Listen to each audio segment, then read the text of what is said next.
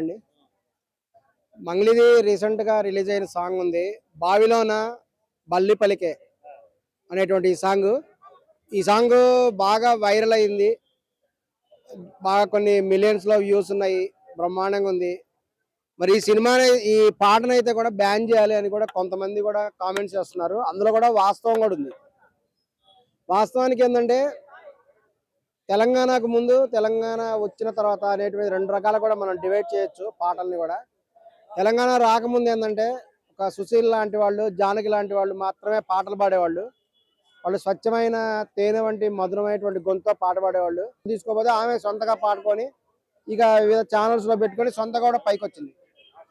మరి ఇప్పుడు ఆ విధంగా పైకి వస్తే ఆమె ఒక షెడ్యూల్ ట్రైబ్ చెందినటువంటి ఆమె ఏంటంటే జానపద గీతాలు, తెలంగాణ గీతాలు అని చెప్పేసి వాటిని మెల్లగా కూడా ఇప్పుడు ఎలా అయిపోయిందంటే ఈమె రాజస్థాన్ కల్చర్, ఈమె ఇప్పుడు బాయిలోన బల్లి పలికి అనేటువంటి పాటలు చూసినట్టయితే మొత్తం రాజస్థాన్ కల్చరు, వాళ్ళకు సంబంధించినటువంటి ఈ యొక్క డ్రెస్సెస్ అయితేనేమి ఇవన్నీ ఉంటాయి.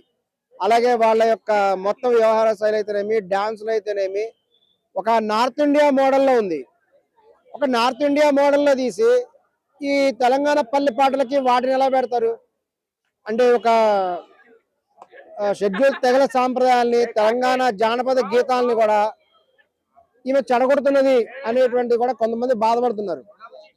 ఈమె కేవలము ఈ పాటలు ఏంటంటే కేవలము తెలంగాణ జానపదాలు, తెలంగాణకు సంబంధించినటువంటి కొన్ని పాటలు పాడుతాం తీసుకుంటే వీటన్నిటి కూడా రాజస్థాన్ వాళ్ళ డ్రెస్సులు వేయటము, ఇంకా నార్త్ ఇండియా వాళ్ళ కల్చర్ అంతా ప్రతిబింబించడము, నార్త్ ఇండియా వాళ్ళ డాన్సులు పెట్టడము, దాండియా ఆడటము. అసలు తెలంగాణ పాటలకి దాండియాకి అసలు సంబంధం లేదు.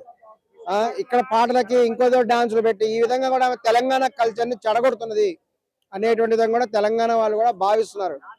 అలాగే కూడా నార్త్ ఇండియా వాళ్ళు కూడా వాళ్ళు ఏమనుకుంటారంటే ఈ పాటలు తీసుకొచ్చి మాకెందుకు పెడుతున్నారు, మా డాన్సులు ఎందుకు పెడుతున్నారు అని కూడా వాళ్ళు చాలా బాధపడుతున్నారు.